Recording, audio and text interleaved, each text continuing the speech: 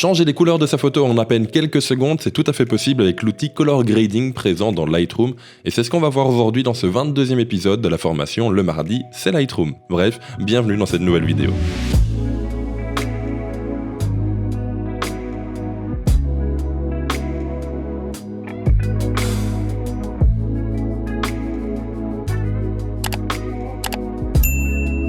Le panneau Color Grading, qui est venu remplacer le panneau Virage Partiel il y a maintenant quelques mois déjà, voire peut-être quelques années dans Lightroom, est un panneau qui va venir vous permettre de changer les couleurs indépendamment en fonction des zones de luminance dans votre photo, que ce soit les zones d'ombre, de haute lumière ou tout simplement les tons moyens. Je vais commencer par vous prendre un gradient noir et blanc de façon à bien vous montrer l'efficacité de ce panneau, et puis ensuite on va voir ensemble sur une vraie photo comment l'utiliser.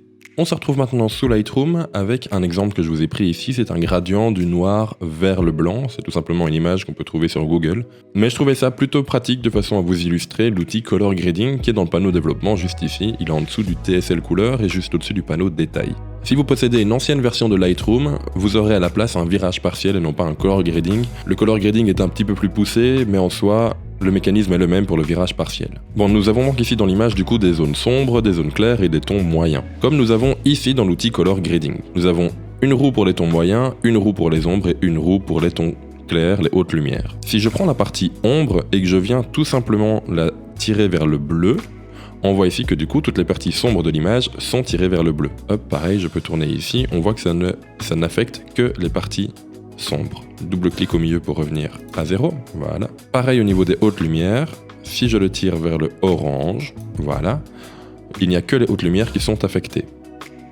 Et donc du coup, vous aurez compris, je peux tourner dans tous les sens, ça ne va affecter que les hautes lumières. Et du coup, je pense que vous l'aurez compris, pour les tons moyens, hop, on va affecter uniquement les tons moyens, même si ça va affecter beaucoup plus de gamme que l'ombre et les hautes lumières. On peut voir ici que les tons moyens viennent affecter jusqu'à la dernière barre et jusqu'à l'avant-dernière. Hop, si je le tourne vers le vert, du coup ici, on peut voir que l'avant-dernière bande se colorise un peu de vert.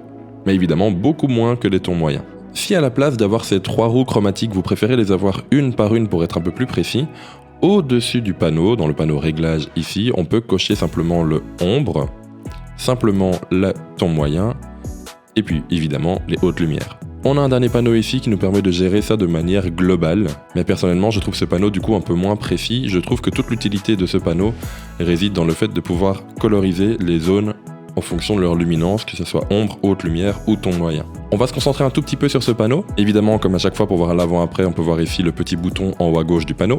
Imaginons que je veuille donner un petit ton, hop, un petit peu un effet cinéma avec du bleu turquoise et de l'orange dans les hautes lumières, voilà. Très classique, ça se fait du coup assez rapidement. Je peux gérer plusieurs choses également sur ce panneau. Premièrement, plus je vais m'éloigner du centre, plus la couleur sera saturée. Ça se voit d'ailleurs au-dessus. Le S, qui indique la saturation, va partir de 0 lorsqu'il est au centre, et donc indique une absence de couleur, et va partir jusqu'à 100 lorsque je serai sur l'extrémité du cercle. La petite indication luminance, le L, quant à lui, se gère en dessous avec la tirette. Je vais pouvoir gérer la luminance de la couleur que je veux impliquer sur ma photo, passant de moins 100 jusqu'à plus 100. J'en profite également pour vous rappeler que l'œil juste au-dessus vous permet, lorsque vous cliquez et lorsque vous maintenez votre clic, de désactiver l'effet momentanément. Hop, alors, il nous reste 2 panneaux en dessous, 2 réglages en dessous, le réglage fusion et le réglage balance. La fusion va indiquer un peu le niveau de mélange entre les 2 couleurs ou les 3 couleurs que vous allez indiquer sur les tons moyens, ombre et haute lumière. Ici on peut voir que dans mes ombres du coup j'ai du bleu turquoise, que dans mes hautes lumières j'ai de l'orange. Si je viens tirer la fusion vers le 100, par défaut il est à 50 et je viens la tirer vers le 100, on peut voir que les couleurs vont se mélanger un peu plus vers le milieu de l'image. Tandis que si je le rebalance vers 0, on va avoir des couleurs vraiment très distinctes. Alors ça se voit beaucoup plus évidemment sur une photo plutôt qu'ici sur un gradient, c'est ce que je vais vous montrer juste après. L'outil balance, quant à lui, va venir indiquer le niveau d'ombre ou de haute lumière sur votre image. Ici, si je le mets à 0 par défaut, avec un double clic, mon gradient ne change pas. Si je le tire vers les moins 100, on peut voir que l'ombre va prendre beaucoup plus de place sur mon image et donc du coup se coloriser totalement en bleu comme indiqué ici. Mais au contraire, si je le tire vers plus 100, ce sont les hautes lumières qui vont prendre toute la place et donc l'orange dans ce cas de figure. Évidemment, entre moins 100 et 100, il y a beaucoup de réglages à effectuer et qui vont dépendre du type de votre photo. Bon, passons maintenant sur une vraie image. Je vous ai pris une photo ici que j'ai prise en soirée de façon à pouvoir la traiter assez rapidement. Je vais simplement lui mettre mon preset, Bruxelles, enlever le vignettage qui ne correspond pas trop à cette image et venir déboucher un tout petit peu les ombres. Voilà. La photo est rapidement éditée. Mais j'aimerais lui donner un style un petit peu plus cinéma, un style teal and orange qu'on a déjà vu dans une autre vidéo que je vous link ici et en description.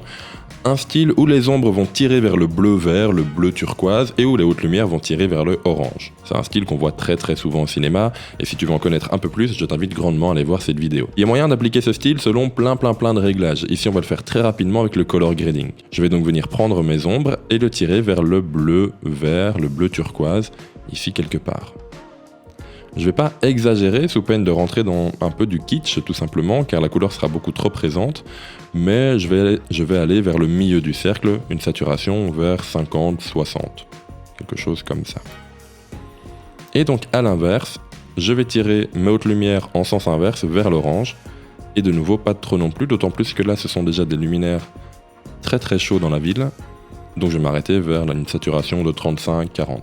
Hop, on peut voir l'avant-après. Au niveau des hautes lumières, on voit pas un réel changement. Je zoome encore, mais il n'y a pas énormément de changements. Par contre, regardez ici devant sur les pavés, qui sont donc l'ombre de ma photo, on voit un réel changement de teinte et en à peine 2 secondes de clic. C'est donc un outil qu'on peut utiliser à la place de l'outil teinte, saturation, luminance. Ils vont appliquer les mêmes changements, mais le visuel est totalement différent et l'outil vous semblera peut-être plus pratique. Voilà, j'espère que vous aurez aimé cette 22e vidéo. Si c'est le cas, n'hésitez pas à vous inscrire au groupe Facebook Le Mardi c'est Lightroom. Tous les liens sont en description. Et nous on se retrouve mardi prochain pour un nouvel épisode consacré à Adobe Lightroom. En attendant, sortez, faites des photos, faites des vidéos, mais surtout faites ce que vous aimez, c'est le plus important. Et puis à la prochaine tout le monde. Ciao.